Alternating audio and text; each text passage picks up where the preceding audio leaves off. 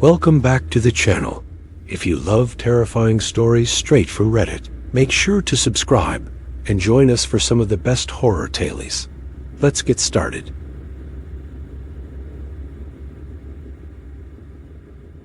I didn't go to work that day, not because I was sick or for the simple act of playing hooky. No, it was something else. Even if I wanted to, I couldn't. My doom sense was tingling. It might sound silly, but let me explain. Growing up, my mother would occasionally have days that she would refuse to leave the house. If asked, she would tell you that something bad was going to happen. If she got dressed and walked out the door, even if it was just to get the mail, that was her doom sense, a deep-seated feeling in the pit of her stomach that portended some unseen calamity just beyond the boundary of the walls. As a kid, I would laugh at the ridiculousness of the idea. Mom's off her rocker today. She thinks she's going to die. If she touches grass, it was easy to shrug it off because it was just one of many superstitions in a cup that was practically overflowing on the table, staining the carpet with a million little idioms and axioms. Many of them, I'm sure you are familiar with. Don't step on cracks always. Toss a pinch of salt over your shoulder should a single renegade grain miss the plate and land on the counter. Never pick up a penny that sits tail side up. So many absurd rules, so many rituals to observe. It's a wonder she got anything done at all. But above all else, one rule was to be followed. No matter what, when your doom sense starts tingling, you must obey.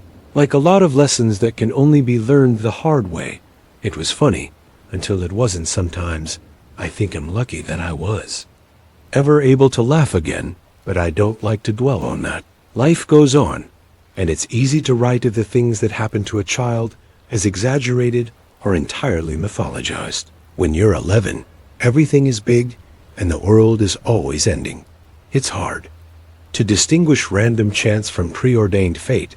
As an adult, I would tell myself that I didn't believe in such flights of fantasy. The loudest voice in my head was always quick to rationalize. Sometimes bad things just happen, and there's nothing to blame but happenstance. I think I always knew that was bullshit. I didn't go to work that day or any day after because I knew that something terrible was waiting for me. Destiny, fate, fantasy, whatever name makes you feel warm and fuzzy inside. Know it for what it was, the truth. My alarm went off at 6:45 a.m. just like it always did, and I got out of bed with the same sleep inertia that rested on my shoulders since the day I turned 30. I didn't know it then, but to be fair, I barely knew my name before the first stream of hot water hit my back as I took my morning shower. No, I got all the way through the grooming process, past a cup of Kroger coffee and a plate of scrambled eggs, all the way to the moment my hand touched the doorknob. When it hit me, only hit isn't the right word. Really, it is more akin to having your body filled with ice-cold water. A sharp chill runs down your spine as your stomach clenches and drops, and your feet feel as though they weigh 1,000 pounds. Each were there goosebumps? Maybe it was hard to tell for sure. On top of everything else, the world had stopped around me as something in my mind let out a panicked hiss. Don't I tried to shake the thought and turn the knob anyway. Stop. My stomach dropped a second time, and my hand froze in place. Wrong. Something is wrong. Before I knew what I was doing, I had backed down the hallway into my kitchen. The rational voice in my head was already making a fuss. What the fuck are you doing? You're going to be late for work, and for what? A random bout of anxiety. Maybe it was right, maybe I was just having a moment, but it was one hell of a moment to be sure. I buried that rational voice that screamed of write-ups and lost wages and walked back to the coffee maker. I told myself that another cup of coffee was exactly what I needed, and then I would hit the road as I pulled the pot from its cradle. I was alarmed to see my hands were shaking. The great knot in my stomach had loosened a bit, but my nerves must have still been a little frayed. I poured another cup, sprinkling the counter with little drops of Java as the pot writhed in my hand. I promised to clean those up when I got home, when I didn't have somewhere to be. Those drops are still there as I write this. After slamming my second cup of coffee, the shake simmered down into a dull tremble. I looked at the clock on my stove and saw that it read 8:30. I couldn't remember if the clock was 2 minutes fast or 2 minutes slow. But it hardly mattered with traffic. I was going to be late regardless. The rational voice piped back up, just then striking the tone of a disappointed mother, chastising me for my silliness. "What are you waiting for? Now? Time to get going, idiot." Was right again. I set the cup down and headed back to the door, determined to get to the office for my daily $200. My hand touched the knob, and that weight settled back into my body, but I was expecting it this time, before my body could shut. Down again, I forced my way through the door and into the hallway of the complex, feeling sweat prickle the back of my neck as the cold air of the AC wafted over me. The heaviness was starting to return to my feet, but I was resolved to keep going. Stop thinking about it, and go. I jogged down the hallway to the elevator and jabbed a finger at the button. The chime had been broken for months, but the down arrow flashed its usual faded yellow glow. So far, so good. A moment later, the doors parted, in with a rusty groan and a dull thud, revealing the smudged stainless walls and outdated carpet of the elevator. I put one foot over the threshold when another wave of anxiety washed over me. Turn around, go home. Now don't be stupid, get in the elevator. Conflicting voices now fighting for dominance. It felt like a war in my brain, but all I was trying to do was go to work. I wasn't disarming a bomb or deciding if someone should be pulled off life support. This was stupid. So against the wishes of my body, I stepped into the elevator and rode it from the 4th floor down to the 1st, and I crossed the lobby with a brisk pace, ignoring the monsoon churning in my gut. When I reached the double glass doors of the complex and peered out into the wider world outside, I saw nothing at all. The early morning traffic started and stopped in a steady rhythm, and passers-by continued to pass on. My birds fluttered down the street, oblivious to the wide-eyed man gawking at them through an inch-thick pane of glass. Everything was completely and utterly normal. I let out a nervous chuckle and wiped my brow with the backside of my hand. Man, I thought I really worked myself up for nothing. Yeah, I've been saying that the whole time, asshole. Now get moving. Hey, man, are you all right? The voice came from behind me at the front desk. I turned my head a little too quickly to see the desk clerk, Paul, leaning forward with a look of concern set across his brow. I must have walked right by him, without noticing when I was forcing my way through the lobby. You've been standing at the door for like 5 minutes, and pardon my cliches, but you look like you've seen a ghost. He wiggled his fingers as he said the word ghost, as if to reinforce the spookiness. I shook my head and let out another chuckle. I liked Paul. For a glorified doorman, he was surprisingly warm and perceptive. I shrugged and shoved my hands in my pocket. Shit, sorry. Just having a weird morning is all. I paused for a second, and then added, must have been that second cup of coffee giving me the jitters. Paul let out a hearty ha and leaned back in his chair. Well, then I need whatever you're drinking, because I'm on my 3rd cup, and it's not doing shit. He produced a paper coffee cup from the desk and shook it lightly. Not much excitement here to keep me awake. Heck, you're the most interesting thing I've seen all morning. We both laughed at that, and it felt good. It was good. We shot the shit for a few more minutes before I wished him a good shift and turned back to leave. I was feeling a little better after the exchange. The rational voice chided me for stalling, but I took it in stride, with rationality within my grasp once again. I took a shallow breath and pulled against the stainless steel handles of the doors, letting the cold early morning breeze cascade across my face and chill the standing sweat from my absurd little panic attack. My hands were shaking again, and my insides were still at war with each other, but for a second, I felt good about my decision. No flights of fantasy, no giving in to those unreasonable fears. I was not my mother, and if I had a say in it, I never would be. I threw Paul one last wave and pushed through. I stepped out onto the sidewalk, hearing the whoosh of air as the door closed behind me, set against a symphony of idling engines sitting impatiently at the red light. From somewhere in the distance, an ambulance siren was echoing off the buildings. I was outside, and now I just had to round the corner to the lot where my Corolla was parked, no doubt covered in a layer of snow. I turned to walk, cursing myself for not remembering to put the wipers up before the snow came 10 steps down the sidewalk. The siren was much closer, and I could see the lights of the ambulance down the street. I had time to wonder how it was going to get past the gridlock on my street. I paused to watch it approach. The knot in my stomach twisted yet again, and the feeling of cold water spread through my limbs. Doom. "April, what are we having for lunch?" said Angus momentarily, pulling off his headphones to ask the question. Duncan said to wow the client, so I ordered barbecue. I said yes. Angus fist pumped and went back to his computer, working to finish up any bug fixes before the launch that day. Richie and Sudip both took off their headsets and turned to look at me. "April, what are we having for lunch?" Richie said, adjusting his glasses. "Barbecue," I said. "Duncan wants to impress potential buyers." "What kind of barbecue?" said Sudip.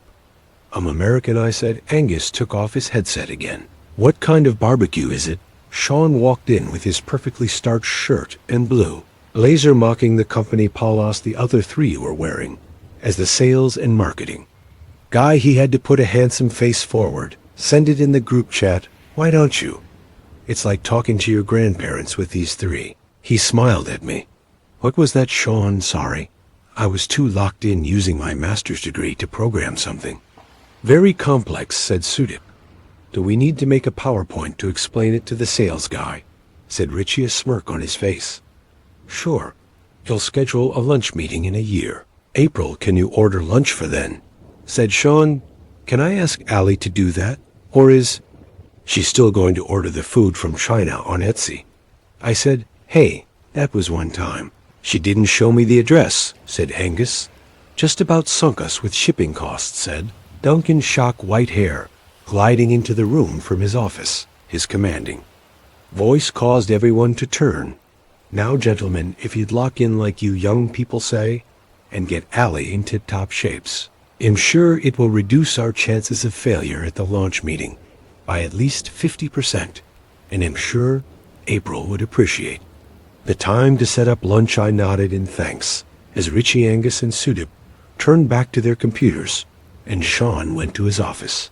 I liked the close-knit feeling of our tech startup since I started to work here 3 months ago as an administrative assistant. I knew there wasn't much of a future in it, considering Duncan wanted to be acquired by a larger company, but I was thankful for the job and the chance to explore a new city for a little while I walked to the small auditorium, which automatically connected to my computer.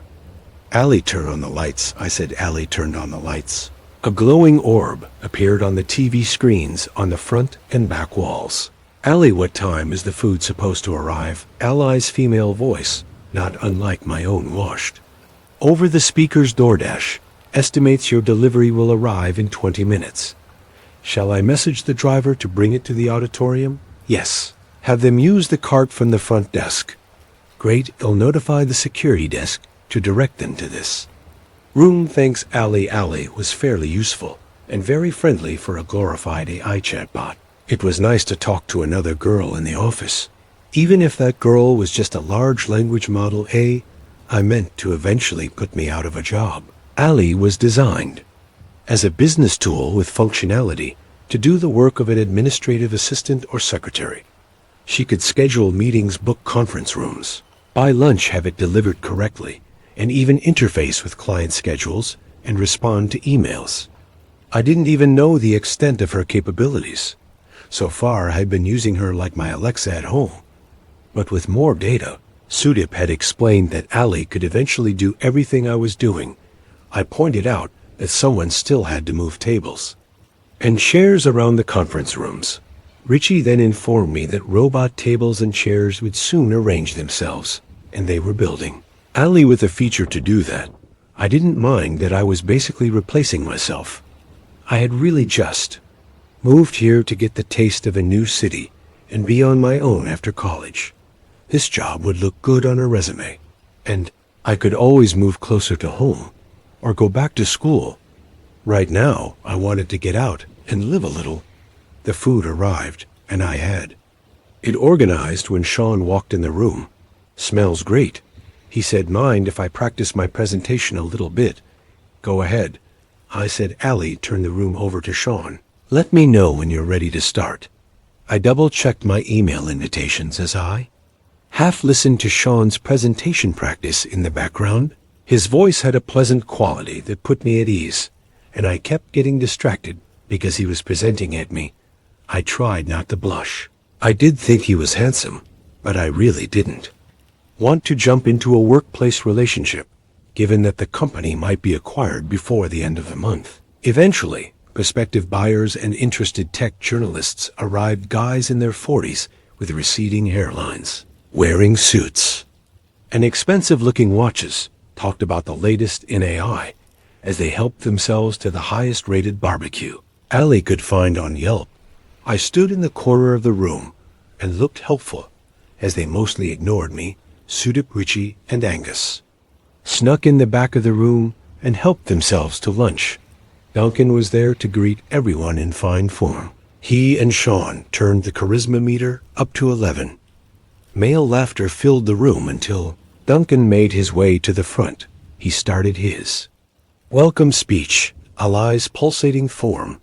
Watching over his left shoulder, Sean walked up next to me during Duncan's speech. He had previously told me how presenting made him nervous, and he sometimes felt sick beforehand. You feel okay? I asked him. Of course. He said I have to. I'm sure Duncan could cover for you. No, that's beneath him. What about Sudip or Richie Angus? He chuckled. Then would never be bought. Besides, this is what I get paid to do. Well, I could do it. You. Why not? I heard you give your presentation earlier. Maybe you're made of pretty sharp stuff. Duncan was wrapping up his opening. All right, I'm up. How do I look, April? You look great, though your tie is a little off-center. Sean straightened his tie. Wish me luck. The presentation was perfect. I couldn't even tell he was nervous, and as the audience clapped and he turned it back over to Duncan, I felt it was my duty to chide him. How'd I do? He said, a big smile on his face. Nice work. But you did so well, they might think they were buying you. Instead of Ali, well, if I want to be on their sales team, I've got to show value somehow. Duncan made a joke, then started with his conclusion. Thanks to Sean for that excellent presentation of Ali's capabilities, and before we open the floor to questions, I thought would have a little fun. Studies have shown that AI, virtual assistants with animated avatars, make their people twice as comfortable using them, which translates to greater efficiency and data collection potential. So we've decided to let Ali generate her own appearance for us live. So trusting the programming team did their job. Ali, why don't you show us what you look like? Of course. Duncan, the pulsing orb faded from the screen. A woman's figure stepped onto the screen. She was short and slim with brown hair that fell in waves past her shoulders. She had freckles on both cheeks and wore a business suit. Her smile had a small gap in her front teeth. She waved hello to the audience. She looked exactly like me. The audience clapped. Hello, everyone, she said in my voice. Glad to make your acquaintance. I look forward to working with you in the future. Let me know when you're ready to start. Eyes transfixed in frozen horror on the smiling visage of myself, I leaned over to Sean. Why does it look like me? What, it doesn't look like you? Seriously, I said, my breath turning shallow.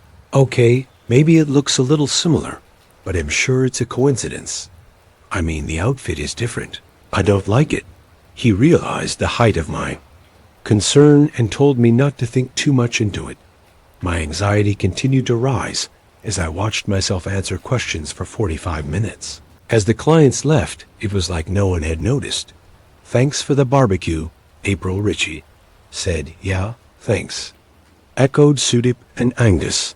I stood alone cleaning up the auditorium with myself, watching me from the monitor. "Is there anything I can help you with, April?" My own voice said. "No, Allie.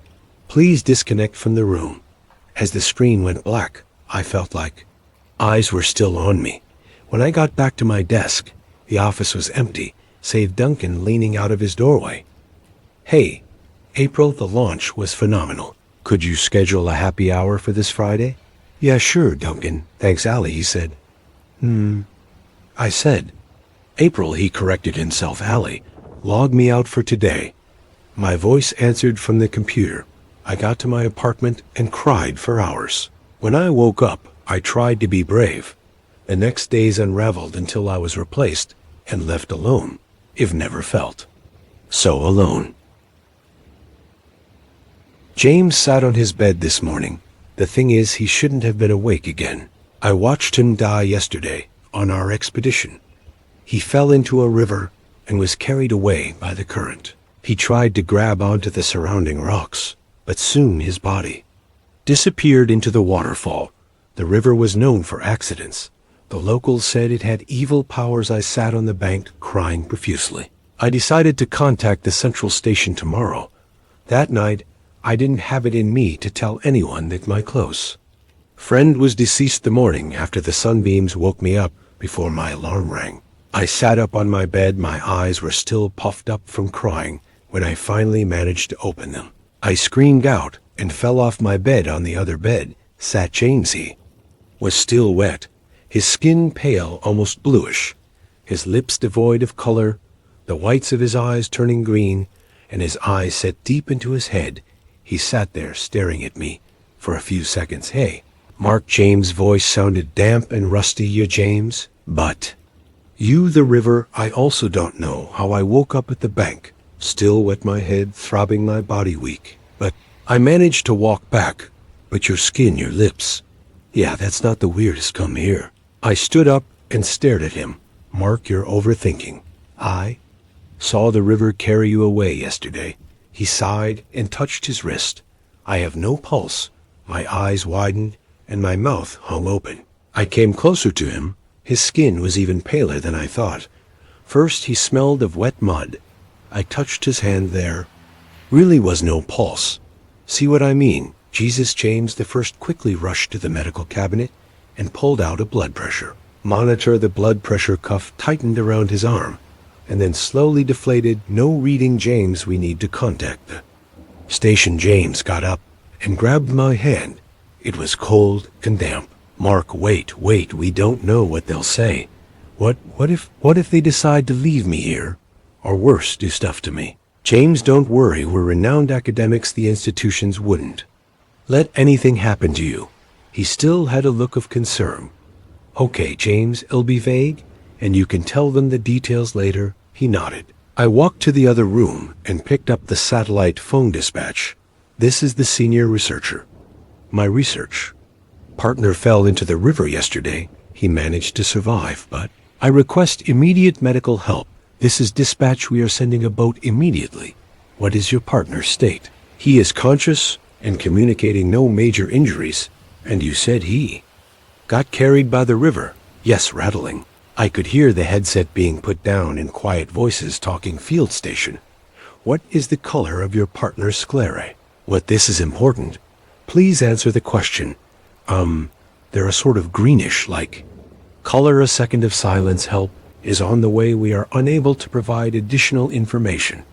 Be wary of any dangerous behavior from your research partner." Then static. Dispatch. Nothing. I lowered the phone and stood up. My head was spinning and my hands began shaking. I looked into the other room, and James was still sitting on the bed in the cabinet. I only found a flare gun. I quickly put it behind my belt. Hopefully I wouldn't have to use it when I came back to the room. James looked up. His sclerae were turning greener. "What did they say, Mark?"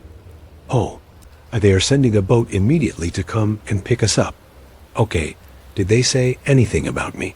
No, don't worry about it. Am exhausted. I might go and sleep for a while." "Sure, they will arrive in like 5 hours. He'll wake you before that." James didn't even answer. His body slowly fell onto the bed. Mud started leaking out of his mouth. I sat on the foot of my bed staring at him. My heart was beating fast. I didn't even notice that. A few hours had already passed. I tried to wake him up, but he wouldn't at first. Then his eyes shot open. They were completely green and shining bright. He quickly sat up and said something I couldn't understand. Then he let out a roar and grabbed hold of me. "James, what are you doing?" He pushed me to the ground and grabbed my neck. His hands were still cold, and the squeeze was tight. Mud from his mouth was falling onto my face. My consciousness was slipping, but I managed to pull out my flare gun. The room was colored in bright red. As I shot it into his stomach, the bang was so loud it made my ears ring. He let out a scream of pain and stumbled a few feet back. Muddy water mixed with blood oozed out of his wound. I bolted for the door running. Through the jungle, adrenaline flooded my body. Vines were smacking my face. Then the boat. I jumped into the river and waded towards it. But James' roars were getting closer. I looked back. He was already in the river. One of the people in the boat got up and shot him in the head. His body slouched down and began drifting on the stream. Back at the station, I was interrogated about what happened that day, but whenever I tried to ask for an explanation, they told me to shut up. You'd better not speak of this to anyone if you want to keep your academic career. No one would even believe him. The other agent said, laughing, if anyone asks about your research partner, he died in the river. As you saw him sitting in the airport waiting for my flight. I just went to the bathroom. My sclerae are starting to turn green. Too, the bathroom light made them look greener, like water from a river. Like most people, I was unsatisfied with how few languages I knew. Actually, the plural in languages there was just for show. I'd only known one language my entire life, and that was English. I wasn't even particularly good at English, just passable. But things changed when my group of friends decided that we should each encourage each other to do something new and exciting. So I chose to learn a new language, German. I had picked out a couple apps and tried. There was Deutschwell Babel, and of course, Duolingo. Each had their pros and cons, but none grew on me, and so I gave up on all of them. The furthest I went was a 1-month streak with Duolingo, and that was with using some streak-keeping functions on the app. I aired my grievance to my group of friends one Friday evening.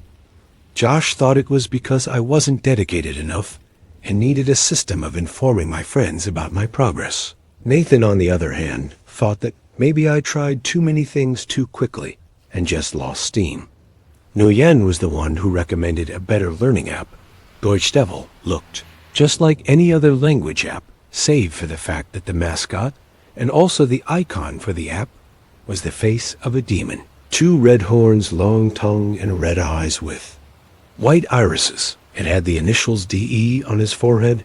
I didn't even remember how I installed it. I remembered having to run through hoops and Nguyen having to sit with me for nearly the rest of that evening. Man, this is really a hassle, I told him. When I had to visit a weird website to install the app, I know, but it was really effective for me. It even threatens you when you break your streak. So German, try it, I guarantee you'll love it. I let out a sigh and finished jumping through all the necessary steps on the registration screen. The app didn't even ask for my name. It just gave me one of the terms and conditions screen. I scrolled past it as usual, and it prompted me to reread. You can't terminate this contract once it's signed. Read carefully, the screen said. I scrolled past it again. It was the 4th app I installed. I knew the drill. As soon as I hit accept paying, instantly shot up my index finger, and I dropped my phone. I looked at my finger, and there was a drop of blood on it. It did that to me too. Exciting, huh? Nguyen said, apps can't prick your finger, dude. It's a coincidence that it happened to you too. I told him. He gave me this self-assured, just believe me, dude. Look, I picked up my phone and put it in my pocket, planning to start my lesson that evening. When I got home, I fed my dog Red, showered, and then took out my phone. Deutsch Devil showed a notification, asking me to select how many minutes I would spend learning in a day.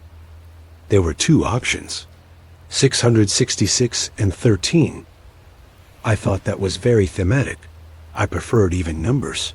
So I picked 666, and it led me to a screen that explained the rules. I would need to learn 6 new words every day, 6 days a week, for 6 months. I thought that was simple enough.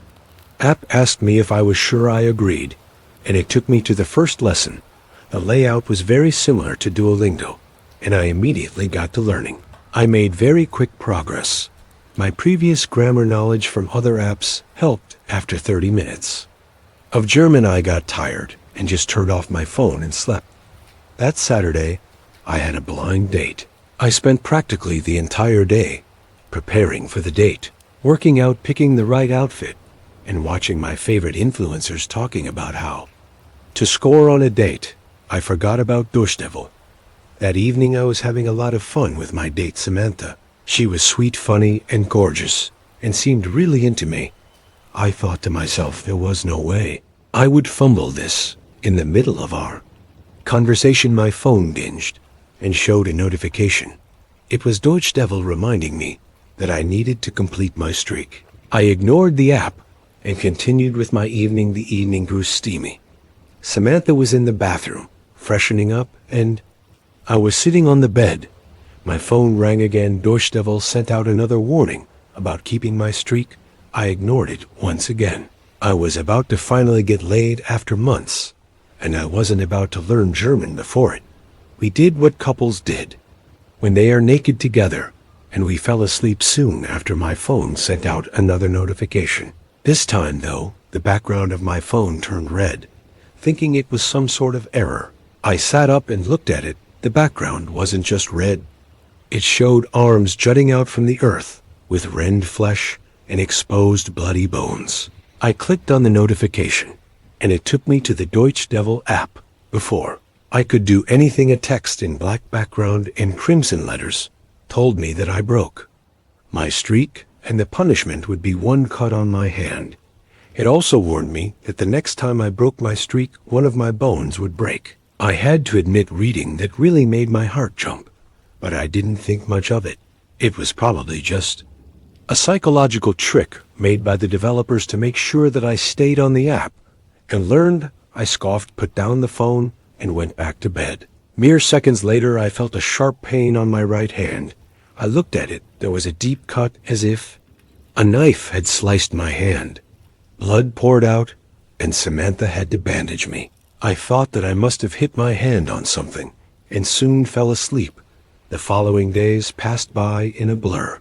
I would get up, go to work, go home, learn some German on Durchdevil, and fall asleep.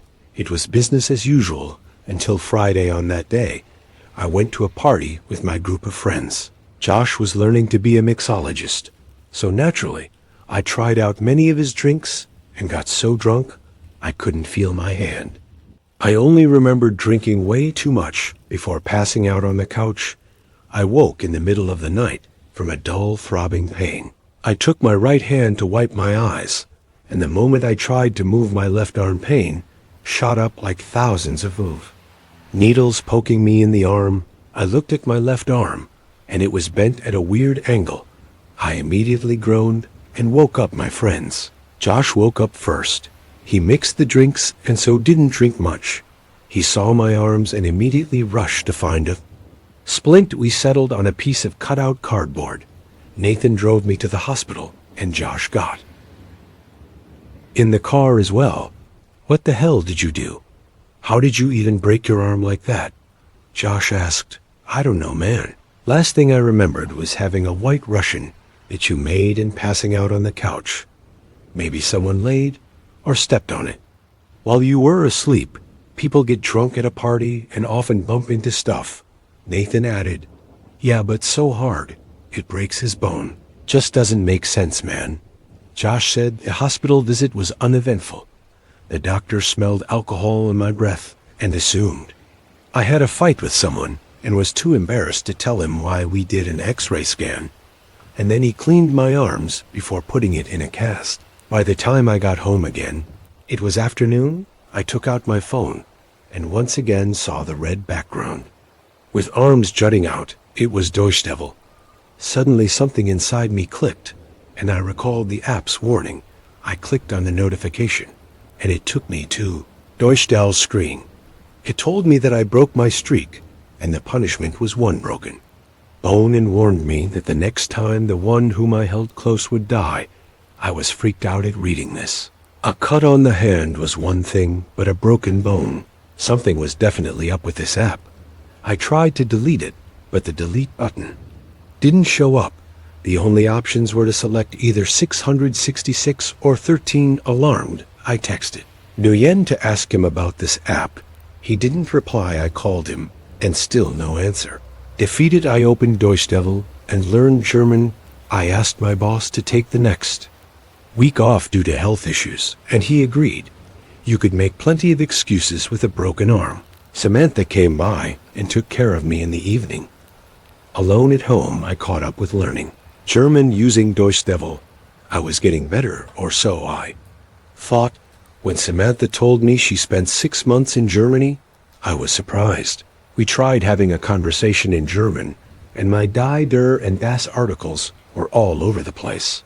I gave up after 5 minutes. Obviously, she was much better than I was. I started regretting even installing Deutsch Devil.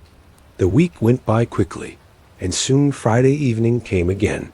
I was watching a movie with Samantha when I received a call from Josh Nguyen. Is dead. What? I asked him before realizing that I completely forgot about the text message I sent to Nguyen. He just died this evening. They guessed that it was a brain aneurysm. He just dropped dead. The funeral's on Sunday. The news hit me like a truck. Nguyen was one of the healthiest among my friend group. He ate vegan, attended frequent marathons, and was fit and strong. His passing was so sudden, I was shocked more than sad. It was a rainy Sunday during Nguyen's funeral. His mom bawled her eyes out when his coffin was lowered into the ground. When she saw me, she muttered something under her breath, but I couldn't hear it before she cried again. The wind and rain sheets only accentuated the drab gray of the cemetery. After the funeral was over, Nguyen's mom walked over to where we were standing. I was chatting with Nathan and Josh about how Nguyen's death didn't make sense. Thank you for coming to his funeral. He would have wanted you all to be here. It's no problem, ma'am. We want to be here for him. I told her I know it's not right to ask, but did you notice anything strange before his passing? Josh asked. Don't ask that question. She's still grieving. Brain aneurysm is always unpredictable. Nathan said it's okay. There wasn't anything strange with Nguyen up until the very end, after his phone broke. He just kept muttering something about keeping the streak or something. He would get obsessed. I heard him at 3 a.m. in the morning, cursing himself. He mentioned you too, saying that he had put you both in danger. She told me. His phone broke. How many days ago was that? I asked her. I couldn't remember clearly. Maybe 3 or 4 days. I wanted to ask you something. Did he talk to you about his symptoms or something? Why did he mention you? Do you two have the same condition? Nguyen's mom asked me. Deutsch Devil immediately came to my mind, but I couldn't tell her that an app probably killed her son. I ended up just telling her that I didn't know either, and he was probably just hallucinating. She looked like she didn't believe me for a second, but went away.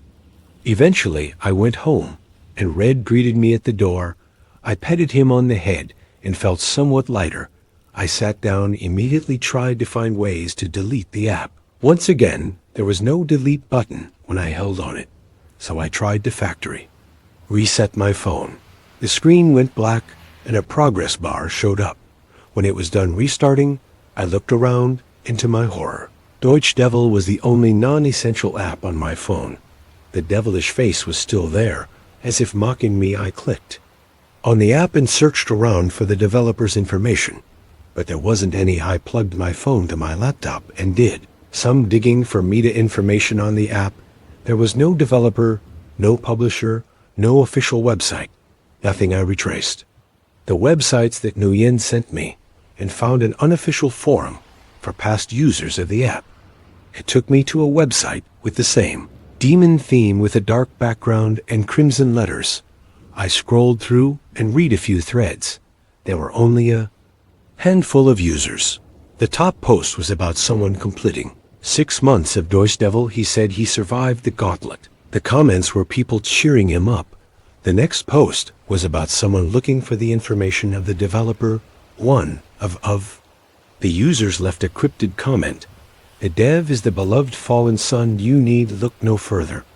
I closed the laptop and rubbed my eyes. I was in way over my head with this app, but I guessed that I could manage 6 new words a day for 6 months. The following week passed by quickly. I made learning German one of the first things to do after I got out of bed so that I wouldn't forget it.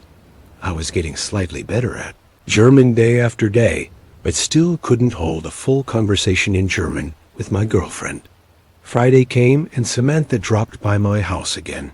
We talked, watched a movie, ate dinner, and slept together. She was having an episode of insomnia and wanted to talk through the night.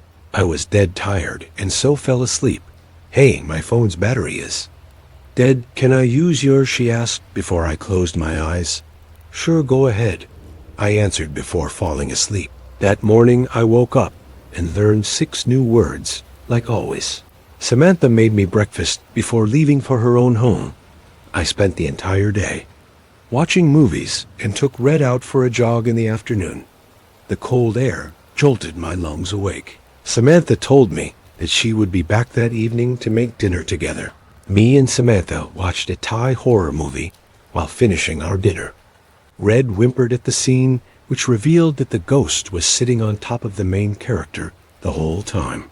After cleaning up, we got to bed and fell asleep. I woke up that night to ringing. I opened my eyes and looked at my watch. It was 3. I looked at my phone. Once again, the familiar crimson background with decaying arms was there. No, no, no, I screamed and woke up Samantha. What's going on? Why aren't you in bed? She asked. My phone, I lost my streak again. That's impossible. What, you're not making a lot of sense.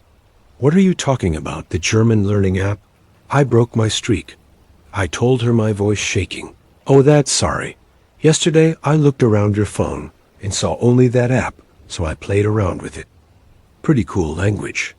App a little bloody and demon-themed for me. Yes, but that wasn't supposed to happen. I already learned 6 words this morning. Oh, that I played around with it yesterday and found a setting which said 13. So I clicked on it. You did what I couldn't believe. In my ears. Yeah, I thought since you wanted to improve your German so bad, 13 words a day will do you good. It's not that hard. She didn't understand the consequences. I immediately clicked on the phone and it took me to a warning screen. It told me that I broke my streak and the one I held dear would be dead. It also warned me about the next time I break my streak. It then showed a countdown to 10. I looked at Samantha and hugged her tightly. I'm sorry. I'm so fucking sorry, Samantha. I love you a lot, and it's killing you. You're scaring me, she told me with a shaky voice. I didn't say anything. I hugged her and looked at my phone. The countdown slowly reached 0. When it did, I felt Samantha's body went limp. I'm sorry, Samantha.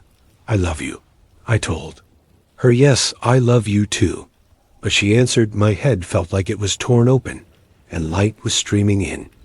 She was still alive. I nearly cried from being so happy. I think something's wrong with your dog, she told me. I looked behind me, and my dog, Red, was taking staggered steps. He walked around for a while before collapsing on the floor. I rushed towards him. He was looking at me with those beady eyes, and moments later, his chest stopped heaving, and he was gone. That was when I realized how much I loved my dog. He was with me through thick and thin, always cheering me on every time I got home. He would be there wagging his tails and licking my arms. The memories with him came flooding back, and I realized that I was never going to feel that again. Tears streamed from my eyes, and I couldn't control them. Samantha sat next to me, and she put a hand on my shoulder, but the pain only magnified. I held a small funeral for my dog. I took his remains to be cremated and scattered his ashes on a hill nearby. Samantha couldn't understand why I did what I did. She told me that I should delete the scary app. On the way home, I bumped into a homeless guy. In my anger, I scolded the man harshly. He gave me a weird stare before rushing away. When I got back home, I reached inside my pocket. Only my phone wasn't there. I felt my face hot and blood drained from my arms. I searched around like a madman, asked Samantha to call my phone number, but couldn't find it anywhere. Then I remembered the homeless man, so I'm writing this to tell you what happened to me. If you are that homeless guy, please return my phone. I will give you any amount of money. Just please don't let my streak die. I bought the cabin for quiet, not the Instagram. Kind of quiet with a mug and a blanket. The real kind where you notice the refrigerator. Relay click and the way your own boots sound different on old pine boards. Buck was part of that deal. He's a mutt 40-something pounds. One white sock on his front paw and a crook ear that never decided what it wanted to be. He's not special. He's not trained. He's the kind of dog who brings you a stick and then looks offended when you throw it. He went missing for a week up there, and I did every cliche thing you do when you're trying not to panic. Treat bag shaking, calling until my voice went hoarse. Walking the tree line with a headlamp and a cheap aluminum flashlight I keep in the junk drawer, the one that eats batteries like it's mad at them. I left his blanket on the porch. I left food out. I left the back door propped open with a boot. The first night, like a door has ever mattered to a dog that wants to come home. He didn't come back. The cabin is far enough out that you can't just wander to a neighbor for help. There's one guy down the service road who comes up on weekends, and I only know him because he has a boat under a tarp, and he never waves first. I asked him if he'd seen Buck. He said no, and kept looking past me at the woods, like he didn't want to give his eyes a reason to stay. By day 7, I was doing the thing where you get mad at the missing animal, because anger feels like you still have control. I drove the Forest Service road with the windows down, stopping every half-mile to call Buck into the trees like an idiot listening for tags. No jingle, no bark, no yelp, just the woods being the woods. I finally went back to town for 2 nights because I needed sleep and because I was burning daylight in circles and calling it a search. On the 3rd day, I drove back up to pack the cabin and take a break from it. I told myself I needed distance. I told myself a lot of things. It was late afternoon when I pulled into the gravel spot. Frost still clung to the shady patches. I killed the engine, stepped out, and looked up at the porch. Buck was sitting in front of the door, not lying down, not panting, not wagging, just sitting, perfectly still, facing outward, like a statue someone forgot to put away. Relief didn't hit first, confusion did, because Buck doesn't do stillness. He sits for 10 seconds, then his tail starts thumping, and his body follows it, and he turns into a whole problem. This dog did not move, buddy, I said, and my voice came out smaller than I wanted. His head turned toward me in one slow, smooth motion. His eyes were wide, too alert, like he'd been awake for days. I stepped onto the porch. I crouched. I held out my hand. He didn't lean in. He didn't sniff like he was reading me the way dogs do. He stared at my fingers like I was demonstrating what hands are. Then I noticed the first real wrong thing. His collar was gone. Not broken, not hanging. From a branch. Gone clean, like someone unclipped it and took it with them. That made my stomach drop harder than any scratch or limp would have. I touched his head anyway. He flinched. Not a snap, not a back away. More like he wasn't expecting contact. And his body reacted a beat late. His fur felt cold and damp in patches. His paws were weirdly clean. Not just walk through snow clean. Clean like he'd been on concrete.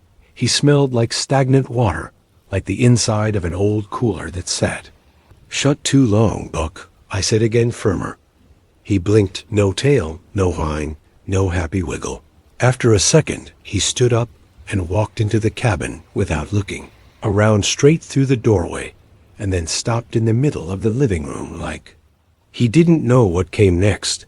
I stood there with the door open behind me, keys still in my hand, feeling like I'd just let something in because it knew where to sit.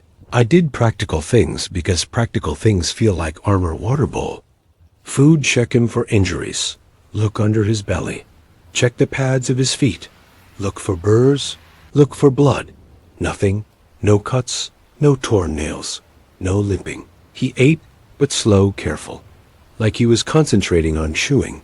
Between bites, his gaze snapped the corners of the room. Not random. The same ones in a pattern that made no sense unless he was tracking something.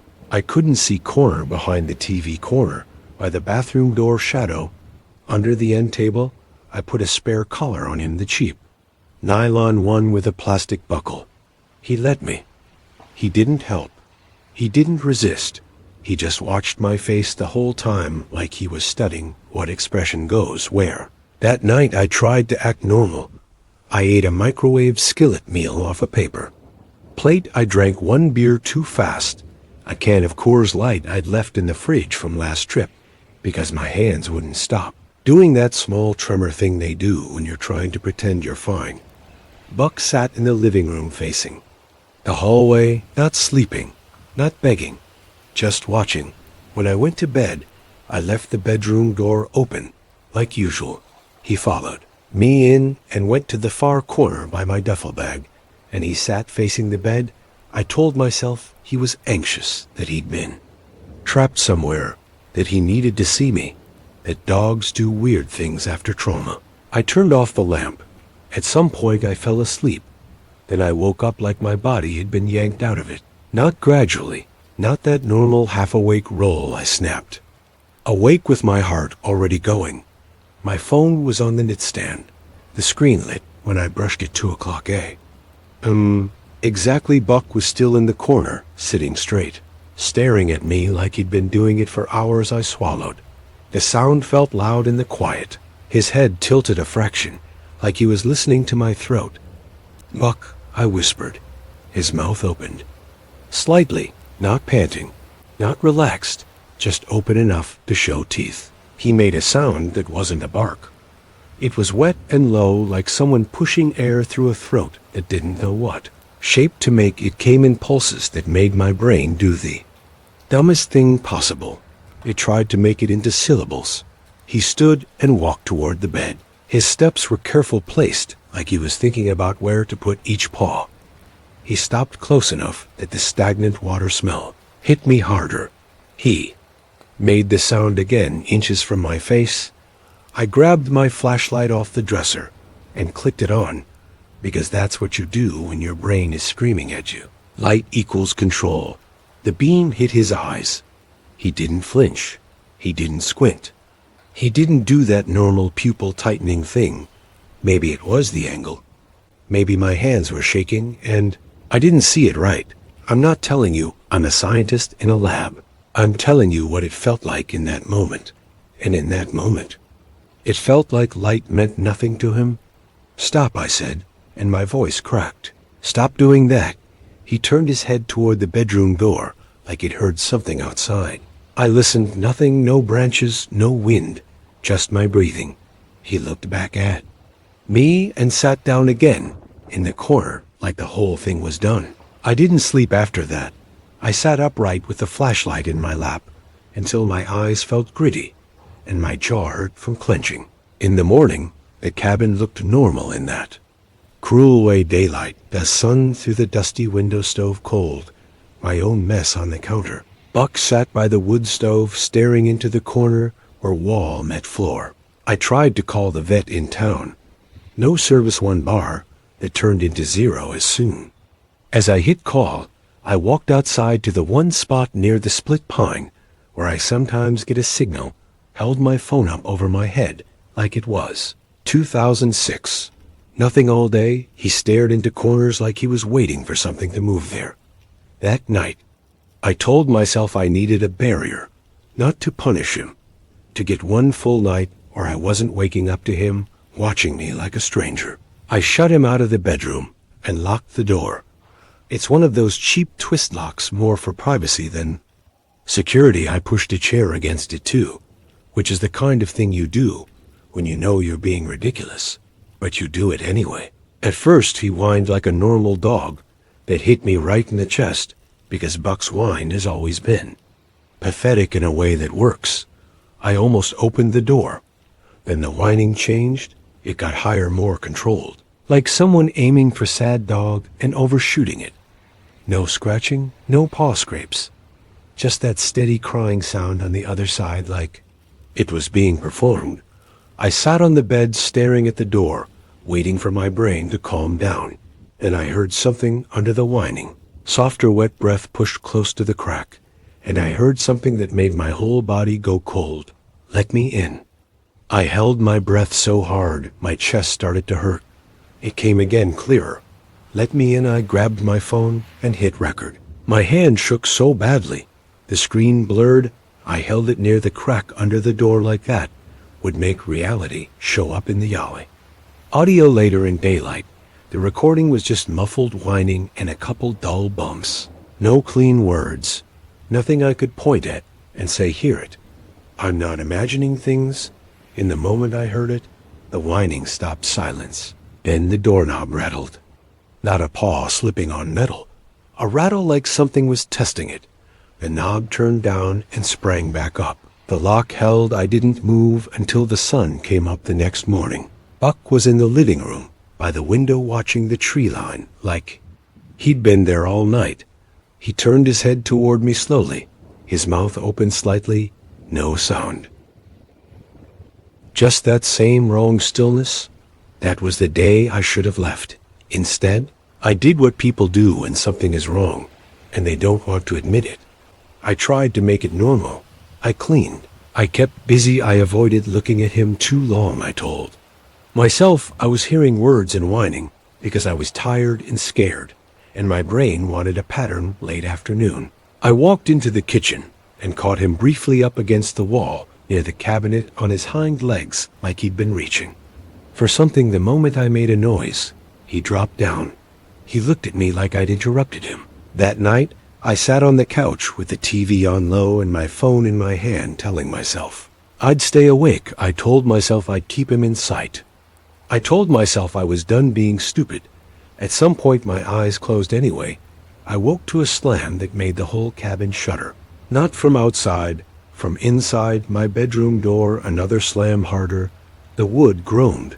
Then Buck screamed, not barking, not yelping, a raw, dragged-out scream that didn't sound like it belonged in a dog's throat. And inside it, mixed through it, my brain caught a shape that it couldn't unhear.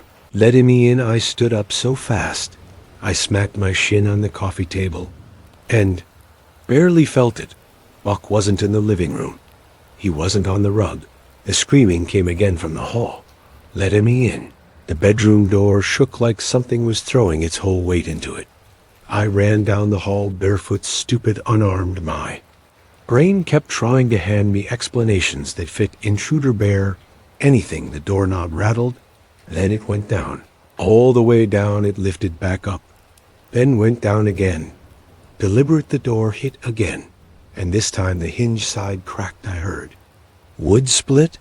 The frame flexed. I backed up and grabbed the first thing my hand found in the kitchen. The cast iron skillet, because it was heavy, and because heavy feels like safety. The door bulged inward. A shape pushed through the widening crack. At first I saw fur, and my brain tried to snap it into Buck. Then I saw the paw was wrong, longer toes stretched, pads looking like skin, pulled tight over a structure that didn't match. Nails thick and dark and curved like hooks.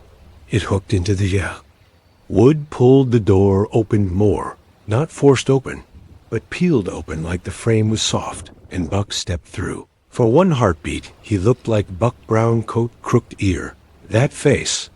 Then he straightened up. He rose onto his hind legs like a person standing too tall. The front limbs lifted and the joints bent in the wrong places. The paws split and lengthened into crude hand shapes, fingers stretching two long nails, hardening into razor-bright claws that caught the hall light. I know. How that sounds, I know. If I was reading this, I'd be rolling my eyes at myself. I'm telling you what was in front of me. His head tilted, his mouth open too wide. The corners pulled like the skin didn't want to go there, and that wet forced. Voice sound came out again, clearer than it should have been. Let me in. I swung the skillet. It leaned aside too fast, like it knew what a swing was. The skillet hit the wall and rang through my arms. The claws shot forward, not paws, hands. It grabbed my forearm, and I felt the hooks bite and drag heat, then pain so sharp my vision whitened. I screamed and yanked back, and it hauled me forward like I weighed nothing. My heel caught the runner, and I went down hard, shoulder slamming the boards. Skillet skittered away. It stepped closer still on two legs. The floor creaked under it in a way Buck never did. It reached toward my face. I threw my legs up and kicked at its knee joint. My heel connected, and it wobbled, and that wobble bought me. A second I scrambled backward on my elbows, toward the kitchen, my injured arm screaming. Blood slicked my skin and made everything feel unreal. It caught my calf, claws sank in deep. I felt something scrape hard under the skin, and I made a sound. Didn't recognize as my own. I twisted and grabbed blindly for the skillet. My fingers hit the handle, and I swung backward without looking. Metal hit something solid. It made a noise that wasn't pain exactly, more like irritation, like the wrong sound coming out of the wrong throat. The grip loosened. I got to my feet and slammed into the front door, yanked it open, and fell out onto the porch. My palms tore on the rough boards, and I didn't care. Cold air hit me like a slap behind me inside. The cabinet screamed again, and the words inside were clearer now, louder, angrier. Letting me in like the cabin was the thing it wanted, not me. I limped off the porch and half fell down the steps. Gravel chewed into my palms. My sock went warm with blood. I got to my truck and fumbled the keys so badly I dropped them twice. The interior light came on, and I saw blood smeared across my forearm like I'd been painting. I started the engine and threw it in reverse. Tires spit gravel as I backed. Out the porch light caught movement. It was in the doorway, standing there on two legs, half in shadow. Its front limbs hung in that wrong way, hands flexing, claws testing air. It tilted its head and watched me. Then it lifted one of those hands and tapped the doorframe twice. Slow. A knock. I didn't hear a clean sentence over my engine. I heard a soft, wet shape of sound that my brain insists it understood anyway. Something like seen back. I drove until I hit pavement and my hands started cramping on the steering wheel. I kept checking the mirror like I expected to see something running behind my truck on two legs. I ended up at a small emergency room about an hour out. Fluorescent lights, that burnt coffee smell near the waiting area. The triage nurse stuck a paper wristband on me, and it pulled at my arm hair when she pressed it down. She asked what happened. I said, animal attack. She looked at my calf and my forearm and did not believe I was giving her the whole story. But she also didn't push like she'd pushed before with drunks and fights. She just nodded and went to get someone. They cleaned my arm, stitched my calf, wrapped both, gave me antibiotics and a tetanus shot that made my shoulder ache for 2 days. A doctor asked if it was a dog. I said, I don't know. That's the most honest answer I had. The next morning I went back with a deputy. He didn't say much on the drive, just kept his eyes on the road like he was hoping I'd talk myself into a normal explanation by hearing my own voice. Daylight made the cabin look almost normal from the outside, which made me feel worse. Like the night had been a dream. I was dragging into the sun inside. It wasn't a dream. The bedroom door was splintered and half off its frame. There were gouges in the hallway wall at shoulder height, deep raked lines like someone had dragged metal down drywall. There was blood on the runner mine. On the living room rug near where Buck used to sleep was Buck's. Original collar with his tags still attached clean, like it had been washed. The deputy picked it up with 2 fingers and looked at me like he wanted this to fit into a report. "Where's the dog now?" he asked.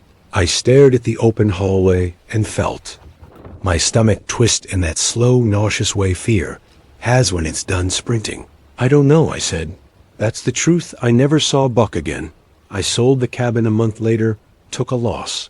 Didn't argue. I just wanted distance, but distance doesn't fix what you think it fixes. Because now, I'm in my apartment with streetlights and neighbors and traffic noise. And some nights, I still wake up without knowing why I check my phone 2 o'clock a.m. Exactly.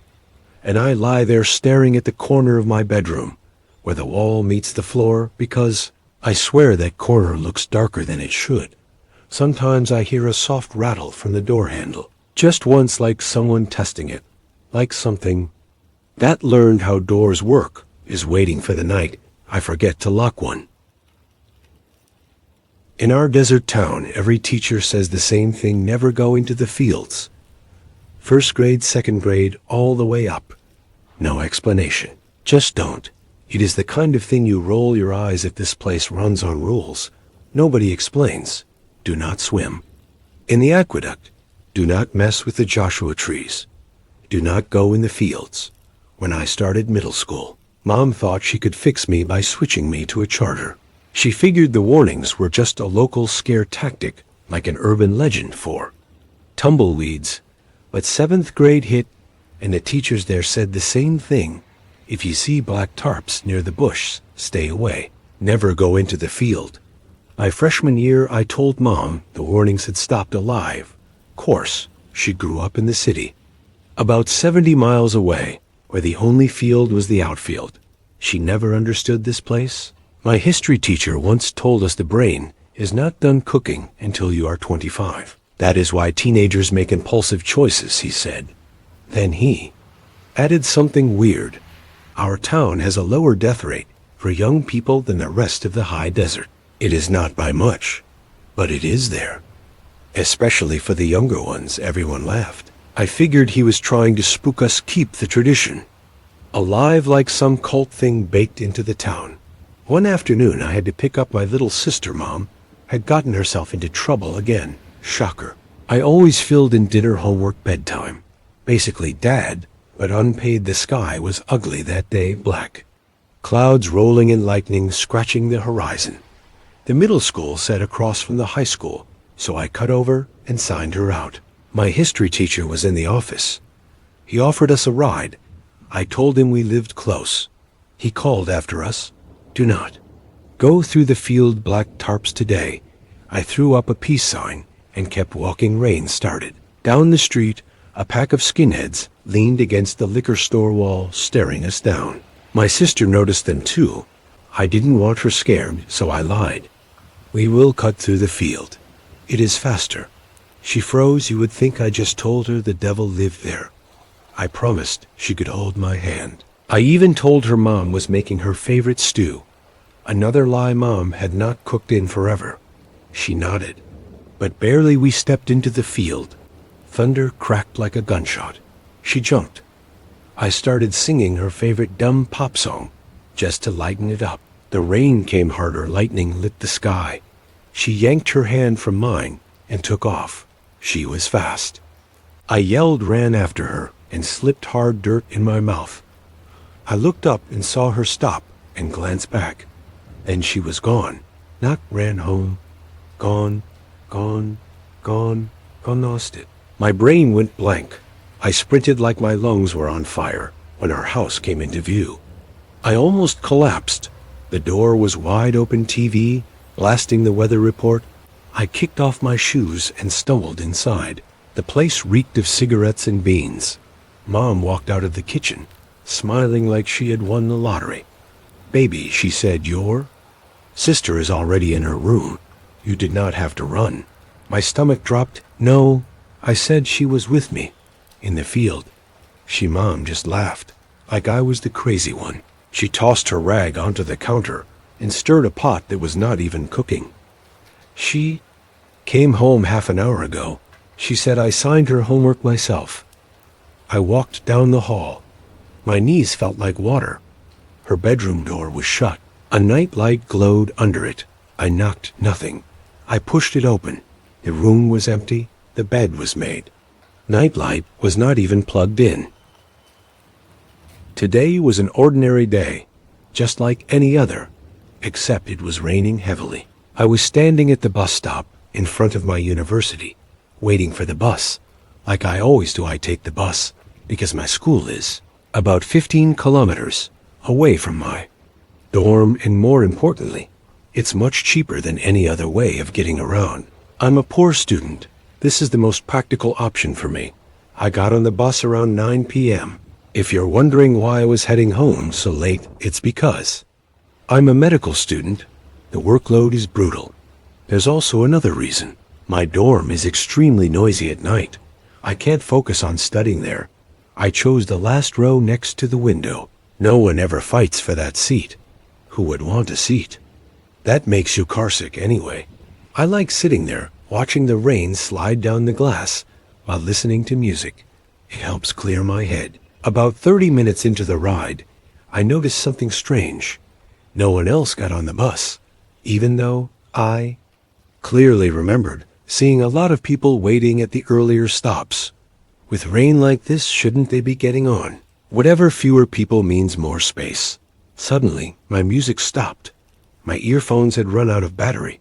The ride was still long, and the bus rules forbid making noise, so the only thing I could do was scroll through news on my phone. I skimmed through dozens of articles. Nothing caught my attention, until I stopped at one posted 3 days ago. The headline was short chain. Collision. I read it carefully, and my chest tightened. The accident happened on the exact route I was taking. A bad feeling crept up my spine. I turned off my phone immediately. At that moment, the lights inside the bus began to flicker on/off. Then they went out completely. The bus was swallowed by darkness. After about 10 seconds, the lights came back on. I let out a quiet sigh of relief. Then I felt it. A chill ran down my spine, like something had just touched me. I jerked my head up. Every passenger on the bus was staring straight at me. Their eyes were completely white, no pupils. Their heads tilted slightly to the side, mouths stretched into wide smiles that reached their ears. My heart started pounding, panicking. I glanced toward the driver's seat. The driver was slumped over the steering wheel. The ticket inspector was trying to shake him awake, his mouth moving as if calling out. The bus kept going. No, it was speeding up. It crossed into the opposite lane. I grabbed the seat in front of me. Then a deafening crash. The world flipped. I woke up in a hospital room. White lights, the smell of disinfectant. A doctor entered shortly after I asked him what had happened. He told me I had fainted while riding the bus and the SIA. Other passengers brought me to the hospital. I fainted, I asked. The doctor nodded, looking down at my chart. You're severely sleep deprived and under prolonged mental stress. Final exams, right? I nodded. Yes, he sighed. You should rest for a while. Your life is far more important. I didn't ask anything else. Maybe everything really was just because I was exhausted. But after the doctor left, I absent-mindedly raised my hand to my forehead. It was wrapped in bandages. It hurt slightly. Then I noticed my wrist, a long dark bruise, like someone had been gripping it tightly for a long time. And I remember clearly on that bus, no one pulled me out.